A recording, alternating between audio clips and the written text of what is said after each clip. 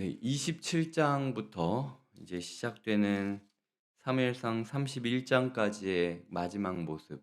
이 시글락을 중심으로 일어나는 이 사건이 다윗이 왕이 되기 전 마지막 시험 때였습니다. 그리고 다윗이 왕이 되기 전 정말로 기억해야 될 마지막 수업이었습니다. 도대체 다윗이 어떤 시험을 받았고 그리고 어떤 교훈을 받았는지 우리의 마음 가운데 하나님께서 가장 중요한 순간에, 가장 결정적인 순간에 가르친다라는 것은 가장 위험한 부분이라는 거예요. 그래서 오늘 우리에게도 있어서 하나님께서 너의 인생의 가장 중요한 순간에 내가 알려주고 싶은 이야기가 바로 이 시글락과 관련된 이야기다라는 마음으로 며칠 동안 우리 함께 이 이야기를 살펴보도록 하겠습니다. 예전에 이야기 드린 대로 제가 사무엘상에서 가장 좋아하는 본문 두 개를 꼽자고 한다면 다윗이 사무엘과 처음 만났던 그 본문, 그가 여기 오기까지는 아무도 식사할 수 없다라는 본문이었고, 그리고 두 번째, 그와 동일하게 제가 항상 묵상하고 있었던 본문은 바로 이 시글락과 관련된 본문입니다. 제가 이 본문을 본격적으로 묵상한 지 거의 한 20년이 됐던 것 같아요. 근데 오늘 말씀은 그냥 한 문장으로 요약할 수 있습니다. 있어야 될 때 있는 게 복이고 싸워야 될 곳에 싸우는 것이 복입니다. 그러니까 요 한마디를 제가 지금부터 이제 풀어갈 것인데 이 문장을 기억하시길 바랍니다. 있어야 할 곳에 있는 것이 복이고 싸워야 할 곳에서 싸우고 있는 것이 복이다. 라는 마음을 가지고 우리가 함께 말씀을 보도록 하겠습니다. 1절부터 4절까지는 다윗이 블레셋으로 두 번째 망명을 합니다. 첫 번째 망명을 했을 때 어떤 모습을 보였는지 우리가 기억을 하고 있죠. 미친 체하고 도망쳐야만 했습니다. 자기의 생각과는 다른 모습이었고 자기의 인간성을 상실하면서까지 어떻게든 살려고 몸부림치는 처절한 밑바닥을 보여줘야만 벗어날 수 있었던 곳이 이 블레셋이라는 지역이었다라는 것이죠. 우리로 치자면은 뭐 각자의 삶이 다를 거예요. 뭐 누구는 뭐 어디, 누구는 어디 이렇게 생각할 수 있겠지만 그냥 딱 우리에게 블레셋이 어디냐라고 이야기할 때 그냥 이곳에 가면 안 될 것 알면서도 내가 가는 데가 있을 겁니다. 이거 각자가 다 알고 있어요. 똑같은 가족 가운데 이렇게 이야기를 나누고 관계를 맺어도 이렇게 하면 안 되는데라고 생각을 하면서 하는 게 있습니다. 그러니까 내가 이런 부모가 되어야 되는데 이런 사람으로 신앙생활을 해야 되는데 그럼에도 불구하고 이렇게 살고 있다라고 영적인 타협점을 가지고 있다면 그 타협의 지점이 바로 타협의 경계선이 바로 이스라엘이냐 블레셋이냐라를 구분짓는 것이다라는 것이죠. 다윗이 지금 다윗이 언제 생각한 거를 기록한 적이 있습니까? 거의 없는 걸로 제가 뭐 정확하게 찾아보지 않아서 거의 없을 정도로 제가 희한한 본문인데 다윗이 지금 마음에 무슨 생각을 했는지 하나님이 이례적으로 묘사하고 있습니다. 뭐라고 생각을 하냐면은 내가 이러다가 언젠가는 붙잡힐 것이다. 그러니까 일어나지 않은 일인데 불구하고 지금까지 하나님이 나를 어떻게 인도하셨는지를 이해하지 않고 믿지 않고 '앞으로 나도 붙잡히게 될 것이다.'라는 가정을 하면서 이 사람이 무너지고 있는 거거든요. 자꾸 일어나지 않은 일을 걱정하지 않으셨으면 좋겠어요. 그리스도인들 가운데 '내가 이렇게 하면은 직장에서 왕따를 당할 것 같아. 내가 이렇게 하면은 안 될 것 같아. 손해를 볼 것 같아.' 라는 가정 때문에 이런 모든 일들이 시작하고 있거든요. 거기다가 지금 하나님이 어떤 분이십니까? 엔게디 광야도 엔게디 요새로 만들어 주시는 하나님임을 우리가 이미 배웠습니다. 우리가 직장 생활을 하고 부모로서 살아가고 또 하루를 그리스도인답게 살아가기 위해선 물론 광야에 거하는 것이 필요할 거예요. 그리고 남들은 다 안정된 공간이 있는데 왜 나는 이렇게 쫓기듯 살아야 되는가라는 두려움 또한 있을 것입니다. 하루 벌어 하루 먹고 산다라는 느낌으로 살아가게 되실 거예요. 하지만 성경이 이야기한 건 그럼에도 불구하고 그곳이 광야가 아니라 요새가 되는 것을 경험해 주겠다. 이것이 주님의 약속이었던 겁니다. 그런데 주님의 말씀을 의지하고 하루하루 하나님과 동행하지 않으면 살 수 없는 그 여정을 선택하는 것이 아니라 그냥 '내가 발 뻗고 잘 수 있는 곳이 있었으면 좋겠다.'라는 생각을 하는 거죠. 여기부터가 모순이라는 겁니다. 다윗은 이야기할 거예요. '나 혼자였으면 내가 그냥 그렇게 살았을 텐데 이제 600 명이나 되었고' 군대가 600 이라고 하는 거는 그 아내와 아이까지 포함된다라면은 더 숫자가 많다라는 겁니다. 거의 저는 이제 계산할 때 1대 1대 1 이렇게 계산하거든요. 뭐 이건 가늠할 수 없는 부분이기 때문에 제 마음속에서 600 명이라고 한다면 아내도 600 명이고 아이도 600명 정도 되겠지. 그러면 둘 있는 지점, 한 명 있는 지점, 결혼 안 한 사람들까지 쳐서 '얼추 비슷하겠다.' 생각을 하고 있어요. 그렇다면은 지금 한 1,800명 정도 되는 사람들이 집을 잃고 사막 가운데 전전긍긍하고 있다라는 거거든요.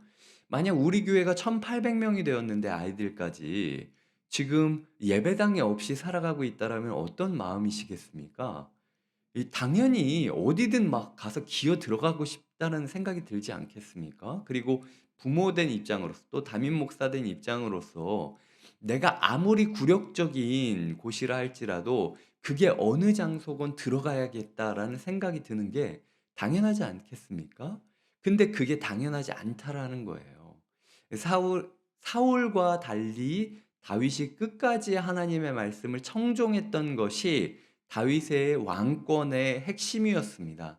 근데 지금 이 순간에 다윗은 자기의 불안감을 있는 모습 그대로 하나님께 올려드리지 않고 그렇게 에봇을 찾고 하나님의 뜻을 구했던 다윗이 지금 이 자기의 영적인 불안감은 꽁꽁 감춰둔 채로 잘못된 행보를 하고 있다. 이게 문제였다라는 거죠. 지금 4 절에 보면은 "나발의 아내였던 갈멜 여자 아비가일과 함께 하였더니"라고 이야기를 하고 있습니다. 아비가일의 출신지가 처음으로 등장합니다. 갈멜 여자였다라는 거죠. 갈멜 족 이 갈멜 여자라고 하는 이 이야기가 바로 그런 부분을 뜻하기도 한다라는 겁니다. 지금 그 다윗이 함께하고 다윗이 지켜줘야 됐던 많은 사람들 그리고 이 아비가일이라는 동역자도 지금 다윗에게 있는 힘껏 조언을 해야 되는 사람이지 않습니까? 그런데 그저 아내로 그저 갈멜 여자로 그의 출신과 그의 지금 상황만 묘사되고 있지 그 영적인 동역자였던 아비가일이 있는 힘껏 다윗에게 조언했다라는 구절이 나와 있지 않고 있어요. 그러니까 지금 다윗은 그의 불안감을 마음에 감추고 기도하지 않고 행하고 있고 다윗의 동역자들도 그냥 누군가가 움직이라고 하는 채로 수동적인 발걸음을 이어가고 있더니 어디로 가게 되었느냐? 블레셋 사람의 곁으로 가게 되었다라고 이야기를 하고 있는 거죠. 지금 블레셋 사람의 곁에 있으니까 두 번째 만나는 첫 번째 만남이랑 다릅니다. 너무 환대를 하는 거예요. 일이 너무 잘 풀립니다. 그리고 다윗 가운데 지금 좀 불편한 마음이 들었어요. 왜냐면은 이 너무 블레셋 사람들이랑 가까이 있다 보니까 블레셋 사람들의 신에 막 우상 숭배해야 되는 일도 벌어지고 이 밥 먹고 회식할 때마다 자꾸 막 그런 일들이 벌어지고 하니까 이 다윗이 불편했던 겁니다. 그래서 "나에게 작은 지방을 하나 떼어 줘라. 거기서 내가 열심히 블레셋 종으로 살겠다."라고 이야기를 하고 있는 거죠. 자 이게 우리의 삶 가운데 이런 모습입니다. 이도 아니고 저도 아닌 모습으로 살아가고 있는 거죠. 그러니까 직장 생활을 하면서 사회생활이나 세상을 살아가면서 내 마음 가운데 '그리스도인이라면 이렇게 살아야 된다.'라는 걸 알지만 솔직히 이도 저도 아닌 삶을 살고 있는 겁니다. 마치 "어느 땅 일부를 좀 떼 주십시오. 고 공간에서만 내가 내 마음대로 살 테니까. 그리고 그 보이지 않는 공간에서만 내가 그리스도인 척 살 테니까 내가 신분상으로는 블레셋의 종으로 세상 사람들이랑 똑같은 사회생활 방식으로 살아가지만 적어도 요 순간 출근 전에 잠깐 뭐 아니면은 퇴근 후에 잠깐 뭐 점심시간 때 잠깐 요 정도만큼은 내가 그리스도인답게 살겠습니다라고 이야기하는 모습을 지금 다윗이 보이고 있다라는 거죠. 그런데 시글락이라는 땅을 주었습니다. 시글락은 여호수아 때에 시므온과 유다 족속에게 유다 지파한테 주기로 제비 뽑은 땅이에요. 그러니까 유다 백성에게 있어서는 분쟁 지역이었던 거예요. 우리는 이도 아니고 저도 아닌 회색 지대를 달라고 기도를 했는데 구했는데 사실은 지금 이 회색 지대가 분쟁 지대라는 거죠. 그러니까 이 땅을, 이 지역을, 이 시간을, 이 공간을 그리스도인답게 사느냐 아니면 타협하며 살아가느냐를 검증하게 되는 검증지대라는 겁니다.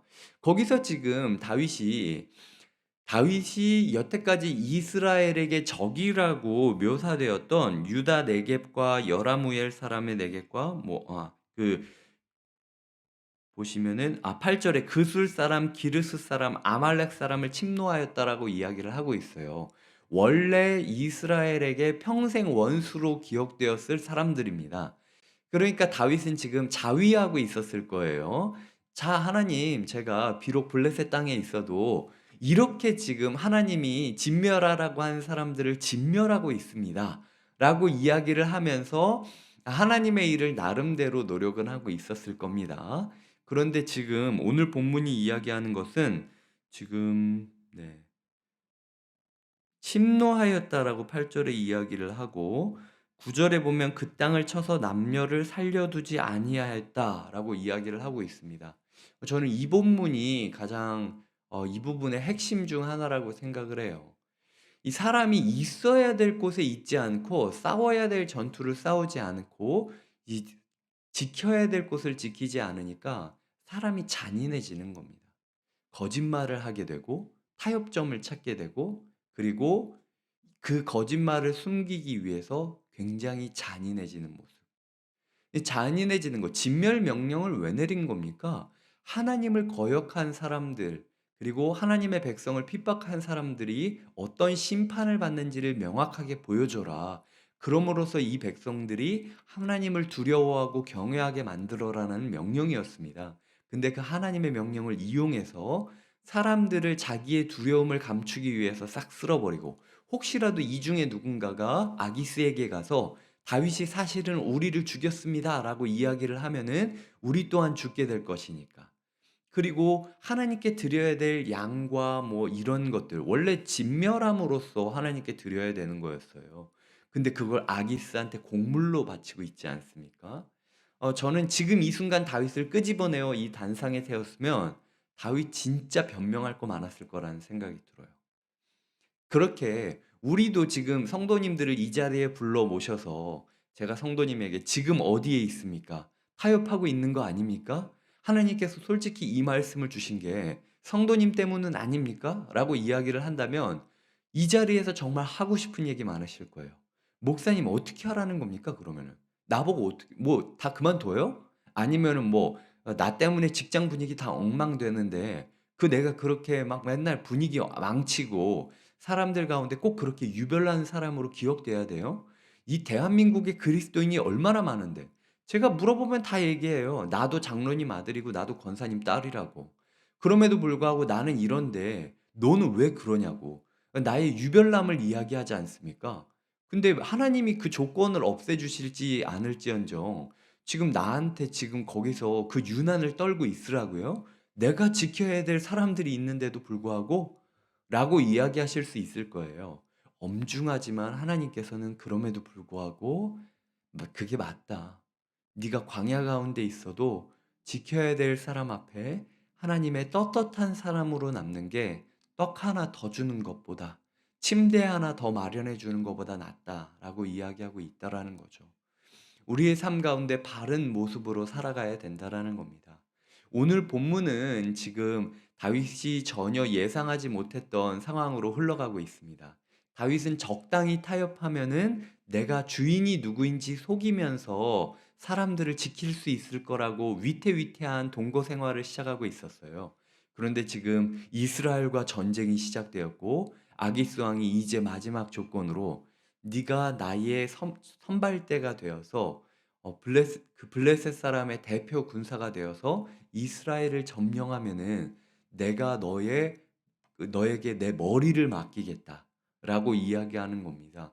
아기스에게 있어서 이 말이 얼마나 극찬의 말입니까? 다윗이 골리앗의 머리를 잘랐던 사람이에요. 근데 그 골리앗의 머리를 잘랐던 사람한테 "내 목을 맡기겠다."라고 지금 블레셋 왕이 이야기를 하고 있는 겁니다. 왜? 지금 마지막 타협의 시험대 선상에 서 있기 때문이에요. 여기서 건너가면은 이제 이스라엘 왕으로는 돌아올 수 없는 지점에 서는 겁니다. 이스라엘 왕임에도 불구하고 그리스도인임에도 불구하고 '이것까지 했단 말이야?' 라는 마지막 경계선에 서 있는 거예요. 주님께서 우리에게 묻고 계십니다. 이제 마지막 경계선이 다가오고 있다고. 그 경계선 앞에서 다윗이 이야기했듯 28장 2 절에 보면 "당신의 종이"라고 이야기를 하고 있지 않습니까? 우리가 하나님의 종으로 살아가시겠습니까? 아니면은 아기스의 종으로 살아가시겠습니까? 오늘 어떤 상황을 만나게 될지 제가 다 알지는 못하지만 그럼에도 이 말씀을 기억하시면서 하나님의 백성으로 기꺼이 위험 상황 가운데 자신의 몸을 누이는 하루가 되시기를 부탁드립니다.